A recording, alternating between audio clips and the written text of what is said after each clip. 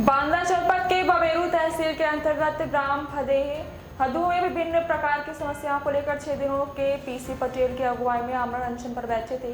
सांसद कृष्ण सिंह पटेल ने मौके पर जाकर अनशनकारियों की समस्याएं सुनी और अनशनकारियों की हालत गड़बड़ होने पर डीएम को अवगत करवाया। अनशन में बैठे पीसी पटेल ने आरोप लगाया कि जल जीवन मिशन योजना के तहत LNT विभाग द्वारा पाइपलाइन डालने के लिए गांव में पक्के रास्ते खोद जा रहे रास्तों को मानक अनुसार निर्माण न कराकर सरकारी धन का दुरुपयोग कर रहे हैं। विरोध करने पर ऊपर टैंकर चढ़ाकर जान से मारने का प्रयास किया। ब्लॉक तहसील जिला प्रशासन जनप्रतिनिधियों ने कई बार गुहार लगाई है, किंतु संबंधित विभाग अधिकारी अपनी मनमानी पर उतारू हैं। इससे कि मजबूर होकर 14 सितंबर से सड़कों पर ग्रामीण के साथ भूख हड़ताल पर ग्राम पदेगू में ही बैठे 5 दिनों तक कोई अधिकारी नहीं लेने आया। सांसद के आने पर उनके द्वारा अधिकारियों को फटकार लगाने पर छठे दिन जिलाधिकारी, उप जिलाधिकारी समेत टेक्निकल विभाग के अधिकारियों ने आकर रास्तों की हालत को देखा।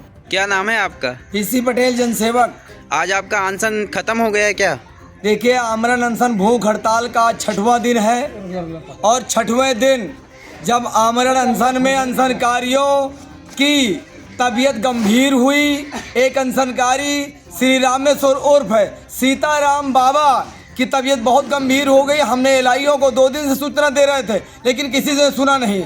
बांदा चित्रकूट की सांसद महोदय श्रीमती कृष्णा देवी शिवशंकर पटेल मौके में आई और उन्होंने देखा और डीएम साहब को और कप्तान साहब को टाइट भाषा में कहा, सीएमओ को फटकार लगाया।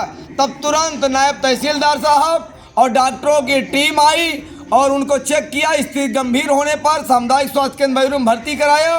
उसी तत्क्रम में उप जिलाधिकारी श्रीमान नमन मेहता हम सब क्षेत्रवासी ग्रामीणों के बीच आए और उन्होंने कहा, मौके की स्थिति के निरीक्षण किया और दोषियों पे 2 दिन के अंदर जांच कर कार्रवाई का भरोसा दिया।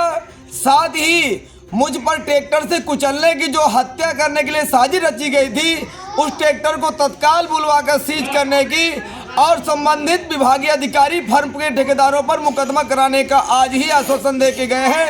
तब हम क्षेत्रवासियों सहित अनशनकारी अनशन को समाप्त कर दिए हैं, लेकिन हमने कहा है कि 2 दिन में यदि सकारात्मक कार्रवाई नहीं होती है तो अब अगला कदम क्षेत्र के सभी लोगों के साथ राष्ट्रीय राजमार्ग अतर्रा फतेहपुर के बीच साथी गांव में रोड चक्का जाम के लिए बात होंगे, जिसकी जिम्मेदारी शासन प्रशासन की होगी।